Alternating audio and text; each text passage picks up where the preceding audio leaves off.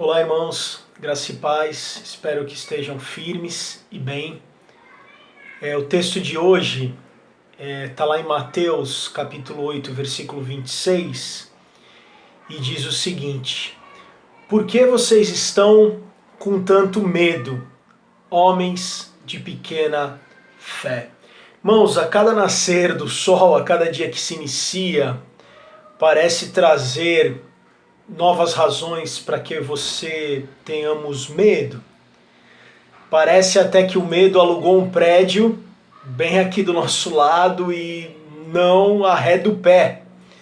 Nós temos ouvido falar e vivenciar, alguns de nós, em demissões no trabalho, a crise na economia, as mortes que não cessam. E nós temos medo do que vem pela frente. E o medo, irmãos, ele nos aprisiona e ele tranca as portas e joga a chave fora. Mas o que eu me perguntei hoje foi: será que a fé, se a fé e não o medo fosse a nossa reação padrão a qualquer ameaça? E essa é a possibilidade trazida por Jesus na pergunta que ele fez para os discípulos em meio a uma tempestade, no texto que nós começamos em Mateus 8, 26. Por que vocês estão com tanto medo, homens de pequena fé? Jesus disse isso em meio a uma tempestade, em meio a um momento muito complicado. E o versículo 23 e 24 fala disso. Fala antes da pergunta de Jesus. Ele fala: de repente uma violenta tempestade abateu-se sobre o mar, de forma que as ondas inundavam o barco. Jesus, porém, dormia. Mateus se lembra bem da tempestade violenta e do barco agitado.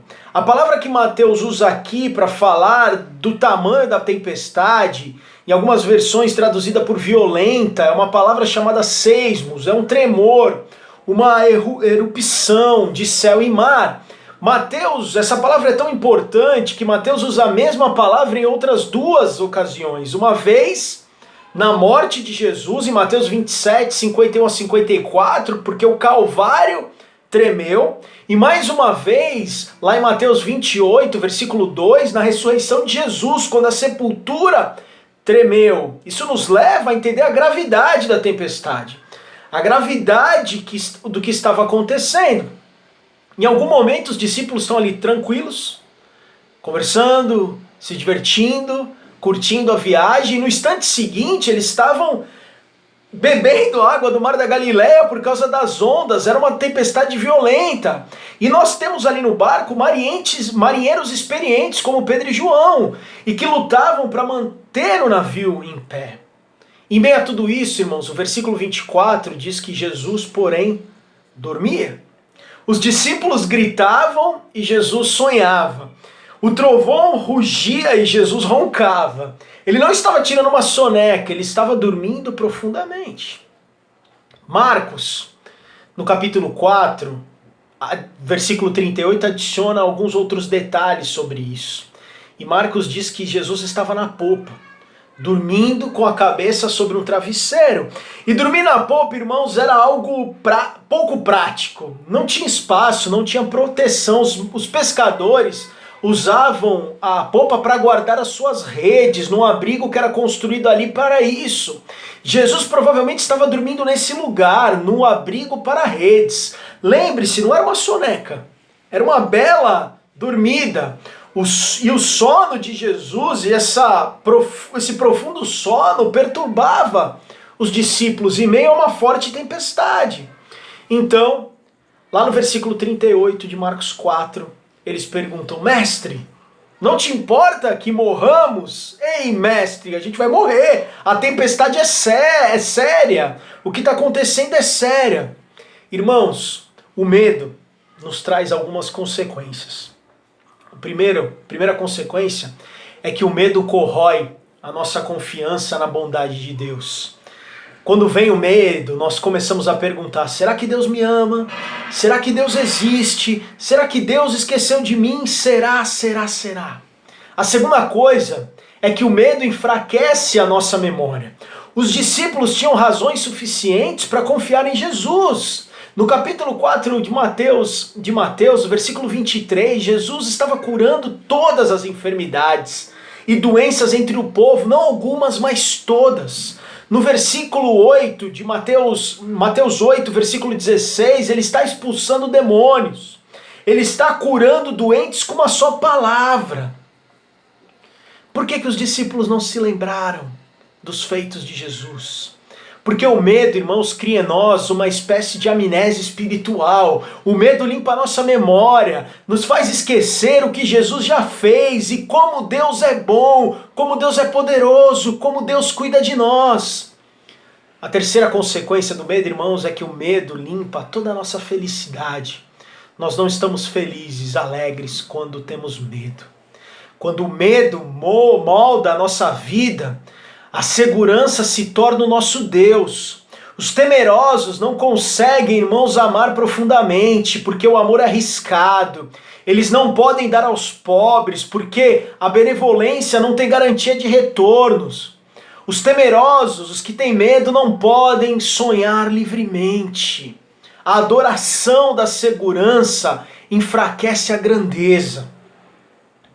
Irmãos, Jesus leva a questão de medo tão a sério que o comando mais comum de Jesus emerge do tema não temas. O Evangelho lista 125 imperativos emitidos por Cristo. Deste 21 nos dizem para não temer, ou não ter medo, ou ter coragem. A frase que Jesus mais disse do que qualquer outra coisa foi: não tenha medo. Isso está lá em Mateus 10:31, não tenham medo, vocês valem mais que 1000 pardais. Isso está em Lucas 8:50, não tenha medo, tão somente creia. Isso está em Lucas 12:32, não tenha medo, pequeno rebanho, pois foi do agrado do Pai dar-lhes o reino. Não, João 14:27, não se perturbem os seus corações, tenham medo, não tenham medo. Mateus 14:27, coragem, sou eu, não tenham medo. Mateus 17:7, levantem-se, não tenham medo. Mateus 24:6, vocês ouvirão falar de guerras e rumores de guerra, mas não tenham medo. Irmãos, o medo vai sempre bater à nossa porta. E o medo pode até preencher o nosso mundo, como estamos vivendo hoje. Mas o medo não pode preencher o nosso coração. O que aconteceu nessa situação com os discípulos é que Jesus se levantou e repreendeu os ventos e o mar e fez-se completa a bonança. O mar ficou tão calmo, irmãos, como um lago congelado, e os discípulos ficaram imaginando quem é esse de fato, transformando o momento da tempestade em uma hora de soneca. Quem é esse que silencia a tempestade e as ondas com uma palavra? Irmãos, quem é este Jesus que servimos? Podemos fazer um exercício agora e trazer à memória o que nos dá esperança, trazer à memória sobre o Deus que nós confiamos.